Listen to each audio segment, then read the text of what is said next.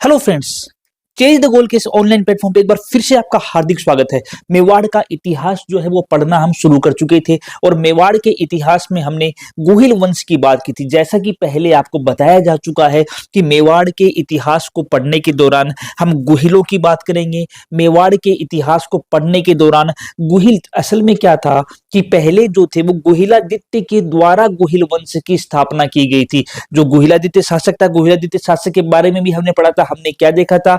हमने ये देखा था कि आप देख सकते हैं कि जो हमारा जैन ग्रंथ शत्रुंजय महात्म्य में है, वो शत्रुंजय महात्म्य में क्या कहता है? वो ये कहता है कि गुजरात के अंदर एक जगह है जिसका नाम है वल्लभी। उस वल्लभी का एक राजा था जिसका नाम है शिलादित्य, और शिलादित्य की एक रानी थी पुष्पावती, जिसके पुत्र हुआ, उसका नाम था गुहिल। यह जो गुहिल है, इस गुहिल के द्वारा सन 566 ईस्वी के अंदर मेवाड़ की स्थापना की गई थी।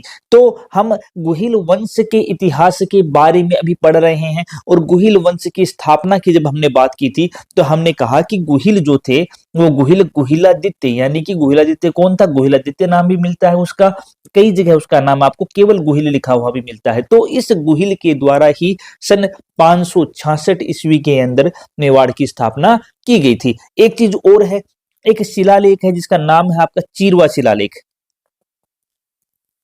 चीरवा चीरवा शिलालेख। चीरवा शिलालेख जो है, ये चीरवा शिलालेख हमें क्या बताता है? चीरवा का शिलालेख जो है, ये चीरवा का शिलालेख हमें गुहिल शासकों की उपलब्धियों के बारे में बताता है। सन 1273 ईस्वी का शिलालेख है, और 1273 ईस्वी का चीरवा शिलालेख हमें गुहिल शासक जो हैं, उन गुहिल शासकों की उपलब्धि के बारे में बताने का काम करता है। तो हमारी चीजें जो समझ में आई, वो क्या समझ में आई कि ये गुहिल कहाँ से आए? तो हमने कह दिया कि गुहिल जो थे, ये गुहिल के द्वारा, चूंकि गुहिलादित्य या गुहिल बोल दो, तो उस गुहिलादित्य या गुहिल के द्वारा क्या किया गया था? सन 566 ईस्वी के अंदर मेवाड़ में इस गुहिल वंश की स्थापना की गई थी। अच्छा, इसके कारण इस गुहिल वंश की स्थापना मेवाड़ में, इस गुहिल वंश की स्थापना जो थी वो गुहिल के द्वारा मेवाड़ में की गई। तो एक महत्वपूर्ण चीज यहाँ पर और आती है, वो क्या आती है कि वास्तव के अंदर जो गुहिलादित्य था, इस गुहिलादित्य का जो पालन पोषण हुआ था, इस गुहिलादित्य की जो देखरेख हुई थी, वो कहां पर हुई थी? वो हुई थी गुजरात के अंदर। गुजरात के अंदर इस गुहिलादित्य का पालन पोषण हुआ था। गुजरात में एक जगह है, उस जगह का नाम है ईडर। गुजरात में एक जगह पड़ती है, जगह का नाम है ईडर, और वहां पर एक गांव है जिसका नाम है उंदरी गांव। ईडर में रहते थे कौन? भील। तो गुहिल जो था वो गुहिल इन भीलों के बीच ही बड़ा हुआ। तो जब गुहिल भीलों के बीच बड़ा हुआ, तो गुहिल की प्रतिभा को देखते हुए जो ईडर गांव था, जो उंदरी गांव था, इस उंदरी गांव का जो वृद्ध राजा था, जो उंदरी गांव का जो भील वृद्ध था, उस भील वृद्ध जो मुखिया था वहां का, उसका नाम था मांडलिक। तो उस मांडलिक ने क्या किया? उस मांडलिक ने इस गुहिल की प्रतिभा को देखते हुए अपना राज्य जो था वो किसको सौंप दिया था? अपना राज्य सौंप दिया था गुहिल को। यानी कि उंदरी गांव का जो मालिक था, उंदरी गांव का जो मुखिया था जिसका नाम मांडलिक था, उस मांडलिक ने यह उंदरी गांव जो था, उस उंदरी गांव का राजकाज किसको सौंप दिया था? गुहिल को सौंप दिया था। गुहिल को जब उसने अपना राजकाज सौंपा, तो उसने क्या किया? उसने राजकाज सौंपने के बाद जो राज तिलक किया था, वो अपने अंगूठे से रक्त निकाल करके वह उसका तिलक किया था। किसका? गुहिल का। किसने किया था? उंदरी गांव के भीलों के द्वारा, जो मुखिया था उसके द्वारा उसका तिलक किया गया था। इसीलिए यहां से एक प्रथा बनी। आप कभी भी देख लेना, जब भी मेवाड़ के महाराणाओं का राज सिंहासन हो रहा है, उनका राज तिलक हो रहा है, तो राज तिलक होने पर भील सरदार जो उंदरी गांव का होता है, वो भील सरदार वहां से आता था और अपने अंगूठे के रक्त से राणा का राज तिलक करता था। तो यह प्रथा कहां से निकल के आई? यह प्रथा, यह परंपरा जो थी वो निकल के आई कि जब गुहिलादित्य का राज तिलक किया गया था, तो गुहिलादित्य का राज तिलक किसके द्वारा किया गया था? मांडलिक के द्वारा किया गया था। और मांडलिक ने अपने अंगूठे के रक्त के निशान से जो राज तिलक किया था, वहां से जो परंपरा चली, उस परंपरा के आधार पर जो हमारे महाराणा बने बाद में, उन महाराणाओं का राज तिलक भी भील परिवार के द्वारा, भील समुदाय के द्वारा, और जो वहां का मुखिया होता था उसके द्वारा वह राज तिलक किया गया। यहां तक की बात आ गई किसकी, यहां तक की बात आ गई अपनी गुहिलादित्य के बारे में। क्योंकि गुहिल वंश की स्थापना का काम किया था गुहिलादित्य ने, इसलिए यह जो गुहिलादित्य था, इस गुहिलादित्य को हम क्या कहते हैं, इसे आदि पुरुष कहते हैं। इसे हम क्या बोलते हैं, इसे हम आदि पुरुष बोलते हैं। किसका आदि पुरुष बोलते हैं, गुहिल वंश का। ठीक है, इसे हम क्या कहते हैं, गुहिलादित्य को, गुहिलादित्य को गुहिल वंश का आदि पुरुष कहा जाता है। ठीक है, कहानी कहां से स्टार्ट हुई, कहानी शिलादित्य से स्टार्ट हुई। शिलादित्य का पुत्र हुआ, क्या नाम था उसका, गुहिलादित्य था, और गुहिलादित्य के द्वारा गुहिल वंश की स्थापना की गई। ये तो थी गुहिल की बात, यानी कि गुहिलादित्य की बात। इस गुहिलादित्य ने अपनी राजधानी कहाँ बनाई, इस गुहिलादित्य ने अपनी राजधानी बनाई थी नागदा को। ठीक है, राजधानी कहाँ बनाई इसने, इसने राजधानी बनाई नागदा को। अब गुहिल के बाद में जो महत्वपूर्ण शासक आता है, वो महत्वपूर्ण शासक आता है बप्पा रावल। गुहिल के बाद में जो महत्वपूर्ण शासक आता है वो कौन सा आता है, वो आता है हमारा बप्पा रावल, या इसे एक नाम से और जाना जाता है, काल भोज। बप्पा रावल या काल भोज जो है वो एक महत्वपूर्ण शासक है। इस बप्पा रावल या काल भोज का एक महत्वपूर्ण स्थान है हमारे राजस्थान के इतिहास के अंदर। और आप कभी भी पाकिस्तान में जब रावलपिंडी नाम सुनते हो, पाकिस्तान के अंदर जब आप रावलपिंडी नाम सुनते हो, तो वह रावलपिंडी नाम जो पाकिस्तान का है वो भी किसके नाम पर है, वह भी हमारे बप्पा रावल के नाम पे है। बप्पा रावल ने अरबों को खदेड़ा था भारत से, और इस कदर खदेड़ा था कि उनको खदेड़ते हुए बप्पा रावल जो थे वो पाकिस्तान के रावल तक पहुंच गए थे। पाकिस्तान के अंदर रावला का मतलब क्या होता है, जिस जगह वो रुकते हैं उसे रावला कहते हैं। तो ये पाकिस्तान तक पहुंच गए, तो जहां पर बप्पा रावल रुके थे उस जगह का रावला कहने के कारण से नाम हो गया रावलपिंडी। तो पाकिस्तान का रावलपिंडी जो है वो किसके नाम पर अगर पूछ लिया जाए, तो पाकिस्तान का रावलपिंडी जो है वो हमारे बप्पा रावल यानी कि हमारे काल भोज के नाम पर है। बप्पा रावल जो है, इस बप्पा रावल को मेवाड़ के अंदर गुहिल वंश का वास्तविक संस्थापक कहा जाता है। मेवाड़ में गुहिल वंश का वास्तविक संस्थापक कहा जाता है। गुहिल वंश का वास्तविक संस्थापक किसे कहा जाता है, बप्पा रावल को कहा जाता है। लगभग 734 ईस्वी से लेकर के 753 ईस्वी तक बप्पा रावल जो थे, उस बप्पा रावल ने मेवाड़ के ऊपर या चित्तौड़ के ऊपर राज किया था। कहानी जो है बप्पा रावल की, वो बप्पा रावल की कहानी बहुत ही रोचक कहानी है। तो रोचक कैसे है, रोचक ऐसे है कि बप्पा रावल जो थे, ये बप्पा रावल, देखो हमने गुहिल पढ़ा था, ठीक है। गुहिल ने क्या किया, गुहिल ने जो ईडर था, यानी आप कह सकते हो उंदरी गांव का जो मुखिया था, उसके द्वारा गुहिल को क्या बना दिया गया, गुहिल को वहां का राजा बना दिया गया। ठीक है, अब गुहिल ने क्या किया, आसपास के एरिया पर अपना अधिकार किया, राजधानी नागदा को बनाई। तो आदि पुरुष तो गुहिल हो गया, लेकिन एक्चुअल के अंदर चित्तौड़ जो है, उस चित्तौड़ को जीतने का जो काम किया था, उस चित्तौड़ को जीतने का काम बप्पा रावल के द्वारा किया था। इन्होंने क्या किया था, चित्तौड़ को जीतने का कार्य किया था। किसको हरा करके, इन्होंने चित्तौड़ का एक शासक था उस टाइम पे, चित्तौड़ का शासक नाम क्या था, मान मौर्य। तो बप्पा रावल ने चित्तौड़ के शासक मान मौर्य को हराया, और मान मौर्य को हरा करके चित्तौड़ पर अधिकार किया था। लेकिन मैंने कहा कहानी रोचक है। कहानी रोचक कैसे है, रोचक ऐसे है कि बप्पा रावल जो थे, वो बप्पा रावल एक ऋषि की पूजा करते थे। ऋषि का नाम है हारित ऋषि।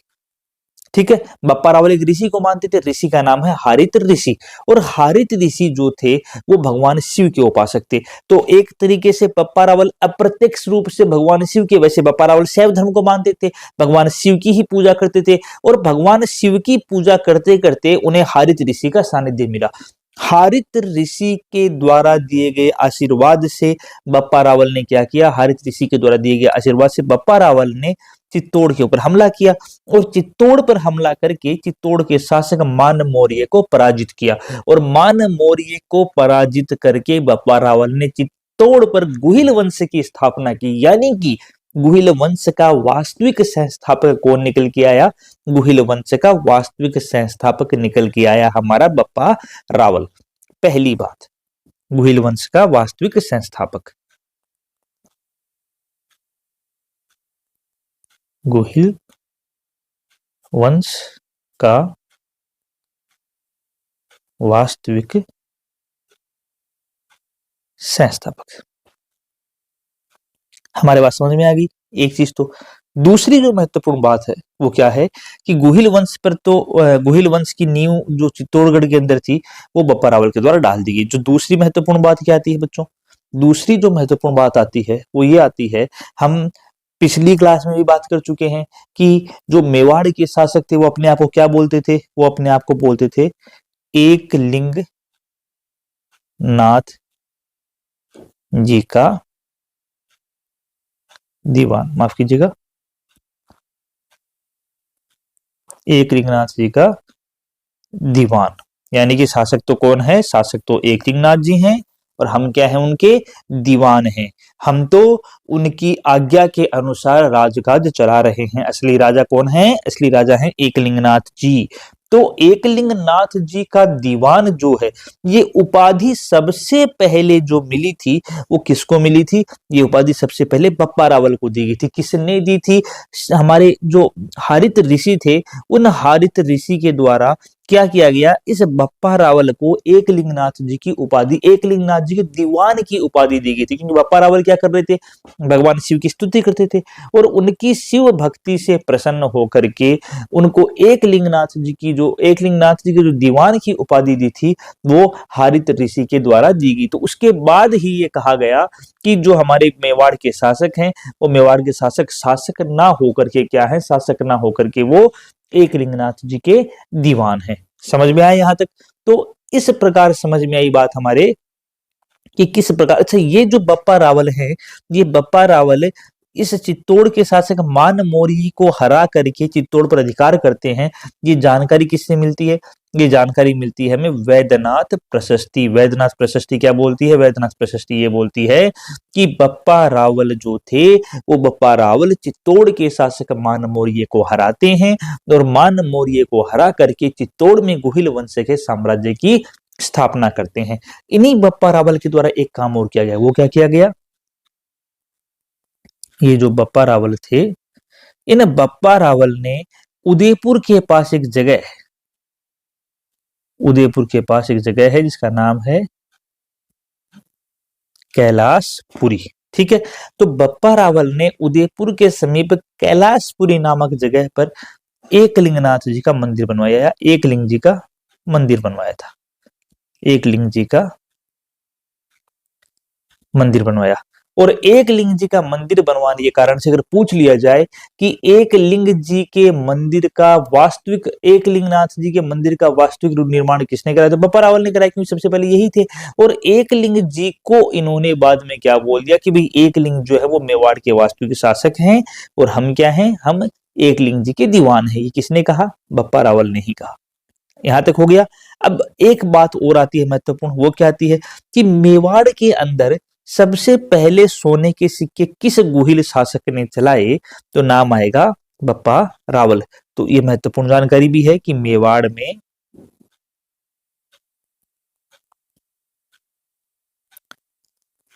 सबसे पहले सोने के सिक्के चलाने का कार्य बप्पा रावल ने किया। ठीक है, महत्वपूर्ण है, पूछी जा सकती है हमसे। ठीक है, तो मेवाड़ में सबसे पहले सोने के सिक्के चलाने का बप्पा रावल ने किया। और बप्पा रावल ने अपनी राजधानी किसको बनाई थी? बप्पा रावल ने अपनी राजधानी बनाई थी नागदा को। ठीक है, बप्पा रावल ने राजधानी किसको बनाई थी? बप्पा रावल ने भी अपनी राजधानी नागदा को ही बनाई थी। तो यहां तक बात है बप्पा रावल। बप्पा रावल के बारे में कई चीजें कही जाती हैं कि बप्पा रावल के बारे में ये कहा जाता है कि बप्पा रावल एक झटके के अंदर 2 भैंसों की बलि दे देते थे। बप्पा रावल जो थे वो 35 हाथ की धोती पहनते थे, 16 हाथ का दुपट्टा पहनते थे। खड़ग जो थी वो 32 मन की थी, 1 मन में 5 किलो होता है, तो सोच लो 32 का मतलब कितना किलो हो गया। वह 4 बकरों का भोजन करते थे और उसकी सेना के अंदर क्या लगभग 12,72,000 उसकी सेना में सैनिक थे। तो बप्पा रावल के बारे के अंदर अतिशयोक्ति मिलती है हमें। हो सकता है कि सारी बातें सही हों, लेकिन आज के समय के अंदर वर्तमान परिस्थितियों में अतिशयोक्ति ही लगती है। इसलिए बप्पा रावल के बारे में इतिहास में कहा बहुत कुछ गया है। तो ये अच्छा, इतिहास के साथ समस्या क्या है? इतिहास के साथ हमारी समस्या ये है कि हमने इतिहास को कहानियों के माध्यम से पढ़ा है, और कहानियों में क्या होता है, 4 चीजें और जुड़ती जाती हैं। इसीलिए कई बार हमारे पास पहुंचते-पहुंचते चीजें अपभ्रंशित होकर के अतिशयोक्ति के रूप में नजर आने लग जाती है हमें। तो जो हमारे बप्पा रावल थे, ये बप्पा रावल क्या है? ये बप्पा रावल मेवाड़ के वास्तविक संस्थापक कहे जाते हैं, क्योंकि इन्होंने वैद्यनाथ प्रशस्ति के अनुसार चित्तौड़ के शासक मान मौर्य को हरा करके पहली बार चित्तौड़ में गोहिल वंश की स्थापना की थी। पहली बार सोने के सिक्के किसने चलाए? तो बप्पा रावल के द्वारा चलाए गए थे। एकलिंगनाथ जी का मंदिर किसने बनवाया? तो उदयपुर के कैलाशपुरी के अंदर हमारे बप्पा रावल के द्वारा एकलिंग जी का मंदिर बनवाया गया था। और चित्तौड़ का जो, सॉरी माफ कीजिएगा, जो रावलपिंडी पाकिस्तान में है, वो किसके नाम पर है? वो भी हमारे बप्पा रावल के नाम पर ही बना हुआ है। तो ये बच्चों आज की क्लास के अंदर हमने बात की किसके बारे में? बप्पा रावल के। तो दोस्तों ये जो हमने आज की मेवाड़ की क्लास पार्ट 2 के अंदर हमने मेवाड़ के वास्तविक शासक को पढ़ा हमने, जो कि बप्पा रावल है। और बप्पा रावल का हमारे इतिहास के अंदर बहुत महत्वपूर्ण योगदान है। साथ ही साथ बप्पा रावल का हमारे चित्तौड़ के इतिहास के अंदर, मेवाड़ के इतिहास के अंदर एक महत्वपूर्ण स्थान है। बप्पा रावल जो है, उन बप्पा रावल के द्वारा मेवाड़ के अंदर एक नींव की स्थापना की गई। नींव मजबूत हो तो उस पर बनने वाला किला जो था वो सुदृढ़ बनता है, और कितना सुदृढ़ बना ये आप मेवाड़ के इतिहास को पढ़कर जान जाएंगे। तो आज इतना ही करेंगे, बाकी करेंगे अगली क्लास में। तब तक जय हिंद दोस्तों।